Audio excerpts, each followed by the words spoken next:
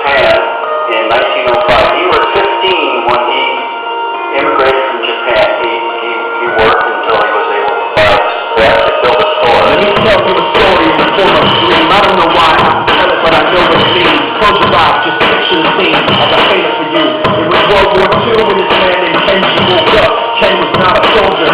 He was just a man with a family who owned a store in LA. That day, he crawled out of bed like he always did, bacon and eggs with wife and kids.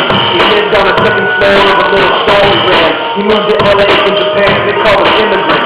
Japanese, he said he was called Issei. That meant first generation in the United